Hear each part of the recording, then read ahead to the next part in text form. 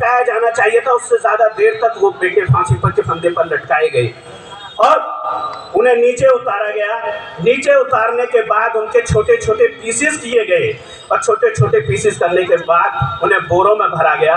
बोरों में भरने के बाद सेंट्रल जेल की दीवार तोड़ी गई और दीवार तोड़ने के बाद पीछे खड़े ट्रक में उन बोरों को फेंका गया और उसके बाद सतलज के किनारे ले जाकर मिट्टी का तेल छिड़क कर उनमें आग लगा दी जाती है। ये हिंदुस्तान के वो बेटे, अरे उनकी तुरबत पर जलता नहीं एक भी दिया, जिनके खून से चिरागे वतन जला करते थे। अरे जगमगा रहे हैं मकबरे उनके जो शहीदों के कफन बेचा करते थे। एक रचना इसी पृष्ठभूमि पर हिंदुस्तान के एक और बेटे जिसका नाम था चंद्रशेखर आजाद। दादा आपको समर्पित करता हूँ। माँ की बस ये इच्छा थी बेटे का ब्याह रचाऊंगी। सारे लोग, माँ की बस ये इच्छा थी बेटे का ब्याह रचाऊंगी। बेटा बहू लेने जाएगा झूम के बन्ना गाऊंगी। सुन आवाज पिता की माँ के आंचल में छुप जाता था। भारत माँ के कष्ट देख कर रोम रोम दुख जाता था। माँ की बेड़ी खंडित करने का संकल्प पुराना था। शेखर आजादी की पावन शम्मा का परवाना था।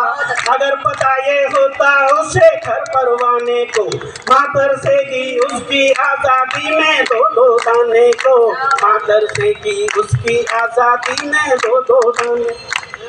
संजय भाई, जिस माँ को इस आजाद हिंदुस्तान में उनकी मूर्ति लगाने के लिए तक भारत सरकार ने जगह ना दी हो, तब ऐसा बोलना मेरी मजबूरी हो जाती। मातर से की उसकी आजादी में दो दाने को, तो वो शेर नहीं करता बेकार शहादत की गलती। या गोरों से पहले गोली काले अपनों पर चलती। आजादी का मंसूबा भी ना आबाद हुआ होता, शेखर शेखर ही रह जाता ना आजाद हुआ। शेखर शेखर ही रह जाता ना आजाद हुआ होता। वो भी सुख से रह सकता था, क्या उसकी मजबूरी थी। देश की आजादी क्या केवल उसके लिए जरूरी थी। वो भी बिना बगावत के चुपचाप सभी सह सकते थे। अंग्रेजी शासन से मिलकर राजा भी बन सकते थे। आजादी की एक किरण के वो केवल दीवाने थे। शोलों पर चलने वाले वो परवाने मस्ताने थे। उनके खून की कुर्बानी का दिल्ली में कोई मोल नहीं।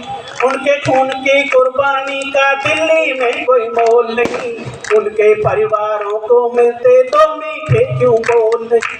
उनके परिवारों को मिलते तो मीठे